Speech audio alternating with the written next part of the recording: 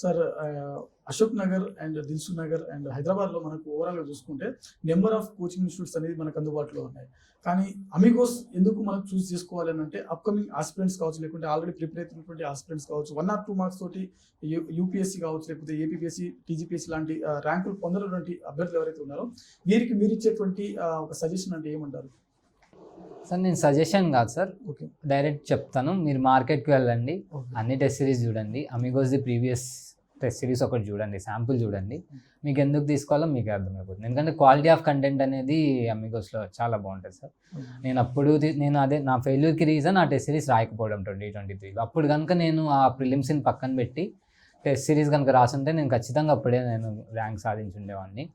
So test series ఎందుకు best అంటే మీరు చూడండి, మీరు బేసిక్ ప్రిపరేషన్ స్టార్ట్ చేయండి, స్టార్ట్ చేశాక మీరు టెస్ట్ సిరీస్ ఒకటి ప్రీవియస్ది చూడండి, మీకే అర్థమవుతుంది. ఓకే సార్, ఓవరాల్గా మీరు ఒక గ్రూప్ 1 ర్యాంకర్గా యూపీఎస్సీ, ఏపీపీఎస్సీ, టీజీపీఎస్సీ ఆస్పిరెంట్స్ ఎవరైతే ఉన్నారో 2-3 years నుంచి అటెంప్ట్ ఇచ్చిన వాళ్ళు కావచ్చు, లేకపోతే 1 or 2 మార్క్స్ తోటి ఉద్యోగం కోల్పోయినటువంటి అభ్యర్థులు కావచ్చు, వీరందరికీ మీరు ఇచ్చేటువంటి సలహాలు కానీ సూచనలు కానీ?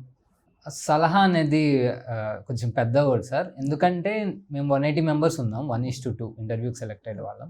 వేరియస్ రీజన్స్ వల్ల మా రిజల్ట్ అనేది డిలే అయింది మోర్ దెన్ 7 months.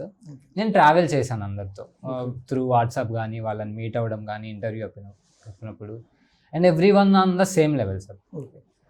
ఏంటి ఇష్యూ అంటే సమ్ టైమ్స్ లెక్ ఫేవర్స్, మనం ప్రిపేర్ అయిన టాపిక్ బాగా వచ్చి ఉండొచ్చు. ఇప్పుడు నేను సెలెక్ట్ అయ్యానంటే నేను బాగా ప్రిపేర్ అయిన టాపిక్ ఒక 2-3 పేపర్స్ నాకు హెల్ప్ అయి ఉంటాయి, వాళ్ళకి అవి కొంచెం హెల్ప్ అవ్వకపోయి ఉండొచ్చు. సో అంతే తప్ప మాలో స్కిల్ విషయంలో పెద్ద వేరియేషన్ ఏం లేదు sir, to be very frank. So ప్రతి ఒక్కరికి ఒక పేపర్, ఒక ఎగ్జామ్ అనేది కొంచెం ఫేట్లో డిసైడ్ అయి ఉంటుంది. మన ఎక్కడ బయటపడుతుందంటే should never give up. So నేను చూశాను కొంతమంది ఫ్రెండ్స్ని, దే ఆర్ వెరీ సాడ్ రాకపోవడం వల్ల, but I'm very confident they all will be selected in the next notification. The thing is they should try, అంతే. ఇంకొకసారి they should give it attempt.